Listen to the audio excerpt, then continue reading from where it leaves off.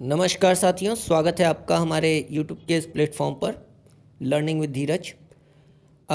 दोस्तों, आज हम बीएड शिक्षक जो हैं, बीएड डिग्री धारक शिक्षक, उनके लिए जो ब्रिज कोर्स जो है उस पर आधारित पाठ्यक्रम लेकर के आए हैं। पाठ्यक्रम की शुरुआत आज हमने कर दी है। पहले हमने सोचा था कि 16 अगस्त को करेंगे, लेकिन आज क्योंकि एक अवसर अच्छा था, श्रावण मास का सोमवार है, तो इसलिए हमें लगा कि यह अवसर अच्छा है कि इस पाठ्यक्रम की अधिकृत शुरुआत कर दी जाए। इससे अध्ययन से संबंधी जो चीज़ें हम कर सकते हैं, जो एफर्ट्स हम डाल सकते हैं, उसकी शुरुआत हमें कर देनी चाहिए अपने यूट्यूब के इस प्लेटफॉर्म के माध्यम से। बहुत लोगों की इच्छा थी, तो आज का दिन हमने चुन लिया है। और आज हम जो है इस ब्रिज कोर्स के लिए, इस ब्रिज कोर्स से संबंधित जो पाठ्यक्रम है, अधिकृत पाठ्यक्रम जो हैं, जो अधिकृत सामग्री उपलब्ध कराई गई है NIS द्वारा, उससे एक महत्वपूर्ण प्रकरण आज हमने चुना है, जो कि आज हम अपने इस YouTube प्लेटफॉर्म के माध्यम से आपके साथ साझा करेंगे, आपके साथ उस पर एक संवाद करेंगे और उसे समझने का प्रयास करेंगे। हमारा प्रयास है कि आने वाले समय में हम आपके इस पूरी जर्नी को, ब्रिज कोर्स से संबंधित जो अनावश्यक चिंताएं हैं उसको दूर करते हुए, बहुत लोग क्वेरी करते हैं, उनको थोड़ा सा पैनिक हो जाते हैं, तनाव की स्थिति हो जाती है। तो हमारा बस यही कहना है कि इस चीज़ से बचिए और हम आपके लिए जो कुछ भी हो सकेगा यथासंभव, जितनी चीज़ें हम कर सकेंगे वो हम आपके लिए करेंगे। आने वाले समय में हमारा प्रयास रहेगा कि आपके जो ये हैं, आपके असाइनमेंट्स जो हैं, आपके जो दत्त कार्य हैं, उनसे संबंधित जो भी सहायता हमसे बन पड़ेगी वो हम आपके लिए, उससे संबंधित सहायता भी आपके लिए करेंगे। तो एक तरह से ब्रिज कोर्स से संबंधित जो समस्याएं या शंकाएं हैं, उसके लिए संपूर्ण शंका निवारण का प्रयास हमारा इसी YouTube प्लेटफॉर्म के माध्यम से किया जाना है। और एक हमारा WhatsApp पर एक ब्रिज कोर्स संदर्भित चैनल है, जिसका लिंक आप डिस्क्रिप्शन में देख सकते हैं, तो उस पर आप जुड़ सकते हैं। हमारे द्वारा जो भी नोट्स होगा, जो भी हम सामग्री एकत्र करेंगे, आपके लिए जो पॉइंट्स निकाल करके लाएंगे, वो उस पर हम साझा कर देंगे। अगर आपको लगे कि ये आपके लिए उपयोगी है तो आप अपने दोस्तों के साथ भी इसे साझा कर सकते हैं। तो चलिए, आइए चर्चा करते हैं एक महत्वपूर्ण बिंदु पर, जो कि है भाषा विकास का, मौखिक भाषा विकास का 4 खंडीय मॉडल। देखिए साथियों, हमें सबसे पहले यह जानने की आवश्यकता है कि मौखिक भाषा विकास और भाषा विकास का जो ये 4 खंडीय मॉडल है, ये आवश्यक क्यों है। इसकी आवश्यकता वास्तव में भाषा विकास के लिए एक आधार तैयार करना है और इसके माध्यम से बच्चे का समग्र विकास होता है, समग्र विकास में सहायता प्रदान करती है। तो आइए सबसे पहले यह जानते हैं कि 4 खंडीय मॉडल जो है भाषा सिखाने के संदर्भ में, उसके 4 मुख्य भाग जो हैं, जिसके 4 खंडीय मॉडल है, इसका मतलब है कि 4 खंड होंगे, ठीक है। 4 ब्लॉक मॉडल है। तो 4 ब्लॉक कौन कौन से हैं। इसका पहला ब्लॉक जो है वो है मौखिक भाषा विकास। इट मीन्स कि ओरल लैंग्वेज डेवलपमेंट है, वो भाषा विकास के 4 खंडीय मॉडल का पहला आयाम है, पहला भाग है। अब मौखिक भाषा विकास किस तरीके से किया जा सकता है।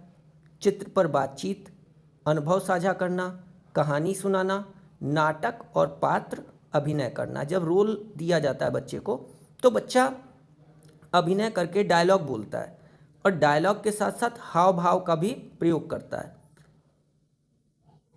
इसके अंतर्गत हम बच्चों को ये भी कह सकते हैं कि तुम अपने अनुभव साझा करो, या तुम अवकाश के दिन में कहाँ गए थे, नानी क्या गए थे, तो नानी क्या तुमने क्या क्या देखा, क्या क्या खाया, या क्या क्या देखा, क्या क्या सुना, क्या क्या खेला, ये अपने उसके अनुभव हम पूछ सकते हैं। तो जहाँ पर बच्चा अपने अनुभव साझा करने लगेगा, तो इस तरीके से उसके मौखिक भाषा विकास के संदर्भ में उसे सहायता मिलेगी। उसको ओरल लैंग्वेज डेवलपमेंट उसका विकसित होगा, उसका डेवलपमेंट होगा बोलने के प्रति, और मौखिक भाषा अभिव्यक्ति के संदर्भ में वो उसकी भाषा अभिव्यक्ति और बेहतर होगी। तो ये पहला जो है 4 खंडीय मॉडल का जो पहला भाग है वो है मौखिक भाषा विकास। इसके बाद आता है दूसरा जो महत्वपूर्ण भाग है, दूसरा महत्वपूर्ण भाग मतलब इस 4 खंडीय मॉडल के अंतर्गत 4 ब्लॉक हैं, उन 4 ब्लॉक को हमें समझने की आवश्यकता है। अगर आप नोट डाउन कर लेंगे तो एक आपका बेस तैयार हो जाएगा, और इस प्रकरण से संबंधित कोई भी प्रश्न आएगा, चाहे वो बहुविकल्पी हो, चाहे लघु उत्तरीय हो, चाहे दीर्घ उत्तरीय हो, आप अच्छे तरीके से उसे एक्सप्लेन कर पाएंगे। अब दूसरा जो खंड है, इसका जो दूसरा ब्लॉक है वो है शब्द पहचान, वर्ड रिकॉग्निशन। अब ये कैसे होता है? इसके अंतर्गत ध्वनि जागरूकता की गतिविधियाँ, वर्ण पहचान, ध्वनि प्रतीक संबंध, कौशल केंद्रित लेखन और वर्ण और शब्द पठन शामिल रहते हैं। इसके साथ ही जो है मतलब ध्वनि प्रतीक संबंध कैसे स्थापित करता है बच्चा? ध्वनियों को देखता है, जैसे क को क बोलना, बहुत सारे लोग स और श का प्रोनाउंसिएशन गलत करते हैं, स को श बोलते हैं। तो बच्चा स को स और श को श बोले, ये ध्वनि प्रतीक संबंध स्थापित करने के बाद ही संभव है। तो सही तरीके से वर्ण और प्रतीक के मध्य संबंध स्थापित कर लेना, ये शब्द पहचान के अंतर्गत शामिल है। चलिए, अब जो तीसरा खंड है वो है पढ़ना। इसके अंतर्गत कुछ महत्वपूर्ण बिंदु जो हैं, पढ़कर सुनाना, साझा पठन, निर्देशित पठन और स्वतंत्र पठन। इसमें पहले क्या करता है बच्चा? देख करके, पहले क्या मतलब इसमें कोई सीक्वेंस नहीं है, लेकिन ये 4 बिंदु हैं, महत्वपूर्ण बिंदु, जिसके अंतर्गत पढ़ने का अभ्यास करवाया जा सकता है, जिसके अंतर्गत पढ़ कर सुनाना, किताब देख करके पढ़ना, साझा पठन, मिल करके पढ़ना, निर्देशित पठन, जिस तरीके के निर्देश दिए जाएं, जिस तरीके का मार्गदर्शन किया जाए अध्यापक द्वारा, उस तरीके से पढ़ना कि इस तरीके से पढ़ो। और उसके बाद आता है आपका स्वतंत्र पठन।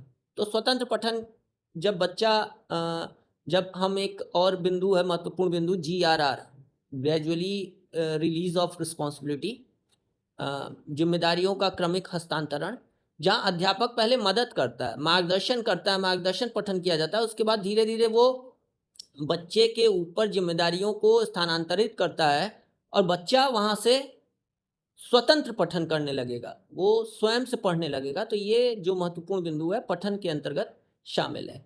और जो चौथा महत्वपूर्ण बिंदु है, जो चौथा खंड है, महत्वपूर्ण बिंदु नहीं, जो चौथा खंड है, पहला खंड हमने पढ़ लिया, पहला खंड था मौखिक भाषा विकास, दूसरा खंड था शब्द पहचान, तीसरा खंड था पढ़ना और चौथा खंड है लिखना।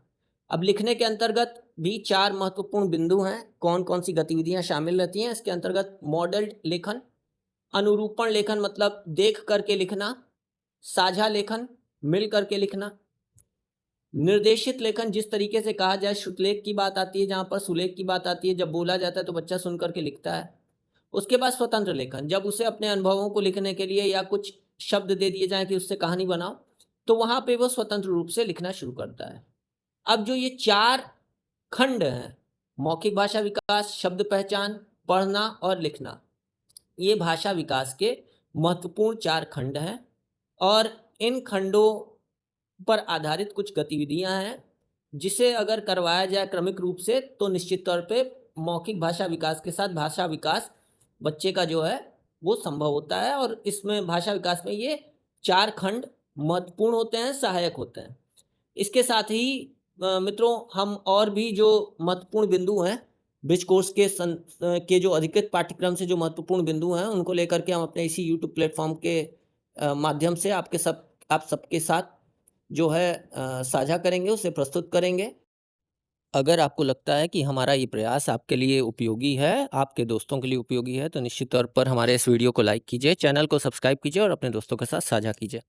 आपके द्वारा मिला हुआ जो मोटिवेशन है, वही हमारे लिए जो है प्रेरणा का काम करता है, और हम प्रेरित होते हैं कि और अच्छे तरीके से मेहनत करके आपके लिए जो है सामग्री एकत्र करें और आपके साथ साझा करें। प्रयास करें कि आपको बिंदु जो हैं, महत्वपूर्ण प्रकरण जो हैं, वो ईज़िली समझ में आ जाए। अगर आपको ये उपयोगी लगे तो आप नोट्स भी बना सकते हैं। बाकी हमारे जो नोट्स हैं, वो उसको जो नोट्स हमने जो बिंदु एकत्र किए हैं, जो पाठ्यक्रम की जो सामग्रियाँ हैं, या जो भी आपके लिए उपयोगी बिंदु हैं, वो आपको साझा किए जाएँगे हमारे व्हाट्सएप का जो चैनल बना हुआ है, अधिकृत चैनल, उससे चैनल का जो हमारा अधिकृत चैनल है, व्हाट्सएप चैनल जो है, उसका लिंक हम साझा कर देंगे डिस्क्रिप्शन बॉक्स में, आप उससे जुड़ सकते हैं। मिलते हैं अगले वीडियो के साथ। जय हिंद, जय भारत।